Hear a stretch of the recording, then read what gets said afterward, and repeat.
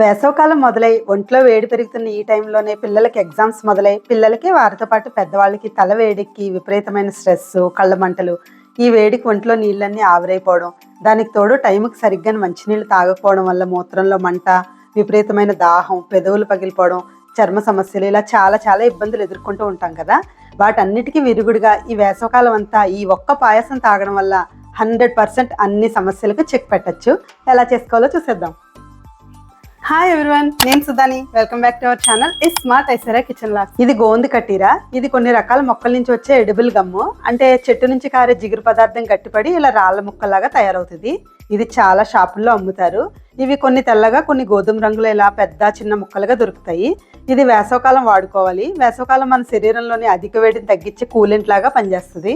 మూత్రంలో మంట తగ్గిస్తుంది. వేసవకాలంలో కిడ్నీలో స్టోన్స్ ఎక్కువ ఫామ్ అవుతూ ఉంటాయి. ఎందుకంటే మన ఒంట్లో వేడికి నీటి శాతం తగ్గిపోయి యూరిన్ తక్కువగా వచ్చి కొన్ని రకాల సాల్ట్స్ కిడ్నీలోనే ఉండిపోయి స్టోన్గా ఫామ్ అవుతాయి.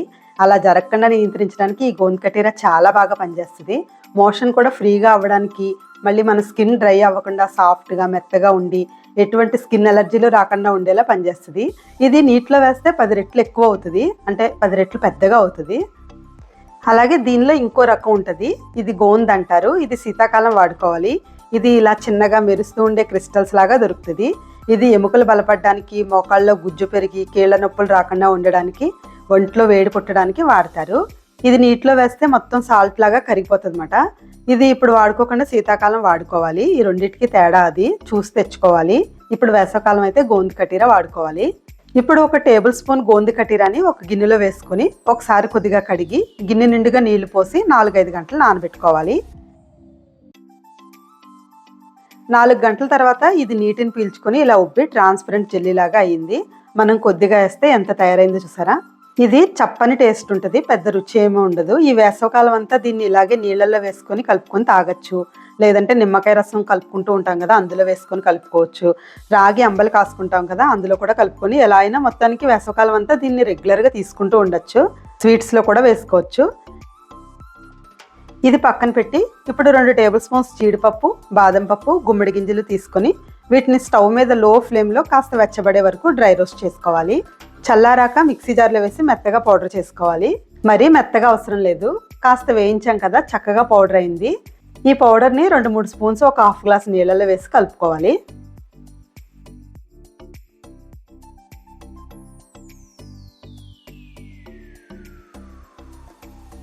ఇప్పుడు స్టవ్ మీద 2 గ్లాసులు పాలు మరిగించుకోవాలి. మరుగుతున్నప్పుడు కలిపి ఉంచుకున్నాం కదా పేస్ట్, ఇది వేసి ఉండలు లేకుండా కలుపుతూ 2-3 నిమిషాలు ఉడికించుకోవాలి. ఈ డ్రై ఫ్రూట్స్ పౌడర్ ఇట్టే ఉడికిపోతుంది, పౌడర్ చేసాం కదా. ఇప్పుడు దీనిలో 1/2 టీ స్పూన్ గసగసాలు వేసుకోవాలి.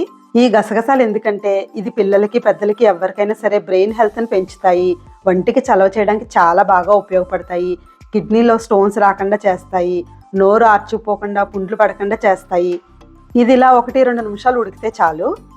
ఇప్పుడు దీనిలో తీపి కోసం పటికి బెల్లం వేసుకోవాలి.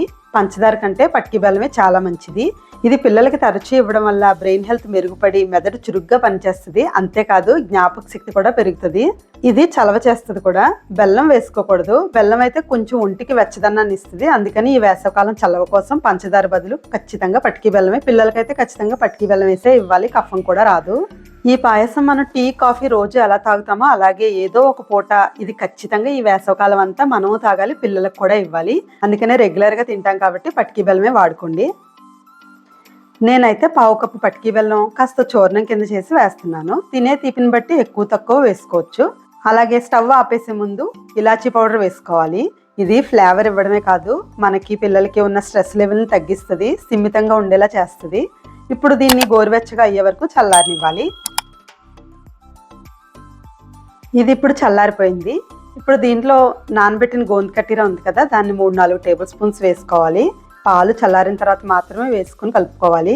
ఇలా గోరువెచ్చగా ఉన్నప్పుడే నెయ్యిలో వేయించిన డ్రై ఫ్రూట్స్ కూడా వేసుకొని తాగేయచ్చు. లేదా కూల్గా అయ్యేలాగా, అంటే స్వీట్ జెల్లీలాగా అవుతుంది, కూల్గా అవుతే అలా కూడా తీసుకోవచ్చు. టేస్ట్ అయితే చాలా అద్భుతంగా ఉంటుంది. ఇది ఎప్పటికప్పుడు కలిపేసుకోవచ్చు, చాలా easy. Dry fruits powder taste కూడా పిల్లలకి చాలా బాగా నచ్చుతుంది. తినడానికి ఇష్టపడి చాలా చక్కగా తింటారు. చల్లారిన తర్వాత అయితే అచ్చంగా జున్నులాగే ఉంటుంది. వేసవకాలం వచ్చే అన్ని రకాల ఇబ్బందులను పోగొట్టే కటోరా పాయసం నచ్చిందా మీకు?